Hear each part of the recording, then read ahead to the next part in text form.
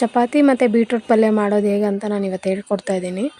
So ಮೊದಲಿಗೆ ನಾನಿಲ್ಲಿ ಚಪಾತಿಗೆ ಗೋಧಿ ಹಿಟ್ಟು 1.5 ಬಟ್ಲು ಈ ಬಟ್ಲಲ್ಲಿ ತೊಗೊಳ್ತಾ ಇದ್ದೀನಿ. ಸೊ ಗೋಧಿ ಹಿಟ್ಟು ಹಾಕ್ಕೊಂಡು ಅದಕ್ಕೆ ರುಚಿಗೆ ತಕ್ಕಷ್ಟು ನಾನು ಸಾಲ್ಟ್ ಸೇರಿಸ್ಕೊಳ್ತಾ ಇದ್ದೀನಿ, ಟೇಬಲ್ ಸಾಲ್ಟ್ ಹಾಕ್ಕೊಂಡು ನಾನು ಸ್ವಲ್ಪನೇ ನೀರು ಹಾಕ್ಕೊಂಡು ಇವಾಗ ಚಪಾತಿ ಹಿಟ್ಟನ್ನು ಅದಕ್ಕೆ ಕಲಿಸ್ಕೋಬೇಕಾಗುತ್ತೆ. ನೋಡಿ, ಸ್ವಲ್ಪನೇ ನೀರು ಹಾಕ್ಕೊಳ್ಳಿ ಯಾವಾಗಲೂ ಚಪಾತಿ ಹಿಟ್ಟು ಕಲಸೋವಾಗ, ಜಾಸ್ತಿ ಹಾಕ್ಕೋಬೇಡಿ ಮುಂಚೆನೇ.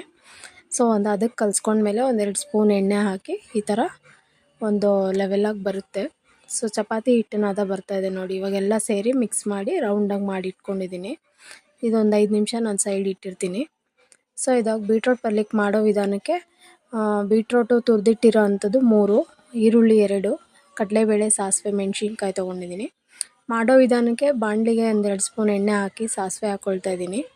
ಸೊ ಕಡಲೆಬೇಳೆ 2-3 ಚಮಚನೇ ಹಾಕ್ಕೊಳ್ತಾ ಇದ್ದೀನಿ. ಯಾಕಂದರೆ ಬೀಟ್ರೂಟ್ ಪಲ್ಯ ಅಂದರೆ ಕಡಲೆಬೇಳೆ ಸ್ವಲ್ಪ ಚೆನ್ನಾಗಿ ಹಾಕಿದ್ರೇ ಚೆನ್ನಾಗಿರುತ್ತೆ. ಸೊ ಚಪಾತಿಗೆ ತಿಂತ ಚೆನ್ನಾಗಿ ಬಾಯಿಗೆ ಸಿಗುತ್ತೆ.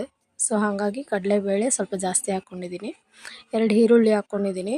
ಈರುಳ್ಳಿ ಕಡಲೆಬೇಳೆ ಎಲ್ಲ ಸ್ವಲ್ಪ ಚೆನ್ನಾಗಿ ಎಣ್ಣೆಯಲ್ಲಿ ಫ್ರೈ ಮಾಡ್ಕೊಂಡ್ಮೇಲೆ ಮೆಣಸಿನ್ಕಾಯಿ ಖಾರಕ್ಕೆ ಒಂದು 4-5 ತೊಗೊಂಡಿದ್ದೀನಿ. ಮತ್ತು ಕರ್ಬೇವಿನ ಸೊಪ್ಪು ಎಲ್ಲ ಹಾಕಿ ನಾನು ಚೆನ್ನಾಗಿ ಫ್ರೈ ಮಾಡ್ಕೊಳ್ತಾ ಇದ್ದೀನಿ.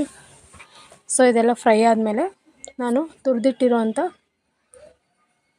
ಬೀಟ್ರೂಟ್ನ ಇವಾಗ ಇದಕ್ಕೆ ಹಾಕ್ಕೊಳ್ತಾ ಇದ್ದೀನಿ. ಸೊ ಬೀಟ್ರೂಟ್ ಹಾಕ್ಕೊಂಡೆಲ್ಲ ಸ್ವಲ್ಪ ಒಂದ್ಸರಿ ಮಿಕ್ಸ್ ಮಾಡ್ಕೊಳ್ಳೋಣ. ಬೀಟ್ರೂಟ್ ಯಾವಾಗಲೂ ತುರಿದ್ಬಿಟ್ಟು ಮಾಡಿ, ಇದನ್ನು ಕಟ್ ಮಾಡಿಬಿಟ್ಟು ಹಾಕ್ಕೊಂಡು ಮಾಡ್ಬೋದು. ಅದರಲ್ಲಿ ಕುಕ್ಕರಲ್ಲಿ 1 ವಿಜಲ್ ಹೊಡೆಸ್ಕೊಂಡ್ರೆ ಸೇಮ್ ಇದೇ ಥರ ಬೇಯಿಸ್ಬಿಟ್ಟು 1 ವಿಜಲ್ಗೆ ಮಾಡ್ಕೊಬೋದು. ನೋಡಿ, ಇವಾಗ ನಾನು ರುಚಿಗೆ ತಕ್ಕಷ್ಟು ಉಪ್ಪು ಹಾಕ್ಕೊಳ್ತಾ ಇದ್ದೀನಿ. ಎಲ್ಲ ಮಿಕ್ಸ್ ಮಾಡ್ಕೊಳ್ಳಿ. ನೋಡಿ, ಈರುಳ್ಳಿ ಕಡಲೆಬೇಳೆ ತುಂಬಾ ಹಾಕ್ಕೊಂಡು ಸ್ವಲ್ಪ ಜಾಸ್ತಿ ಈ ಥರ ಚೆನ್ನಾಗಿ ಕಾಣಿಸುತ್ತೆ. 2-3 ನಿಮಿಷ ಇವಾಗ ಮುಚ್ಚಿಬಿಟ್ಟು ನಾನು ಬೇಯಿಸ್ಕೊಂಡಿದ್ದೆ. ಇವಾಗ ನೋಡಿ ಕರೆಕ್ಟಾಗಿ ಆಗಿದೆ, ಬೆಂದಿದೆ.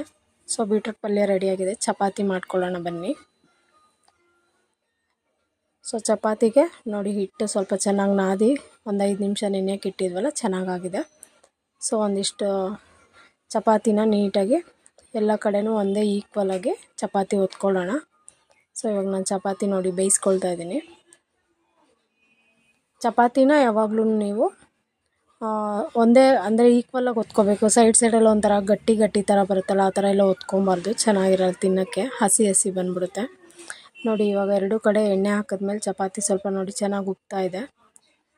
ಸೊ ಆ ಥರ ಉಬ್ಕೊಬಂದ್ಮೇಲೆ 2 ಸೈಡ್ ಎಣ್ಣೆ ಹಾಕ್ಕೊಂಡು ನಾನು ಚಪಾತಿನ ಒಂದೇ ಇದರಲ್ಲಿ ಬೇಯಿಸ್ಕೋಬೇಕು.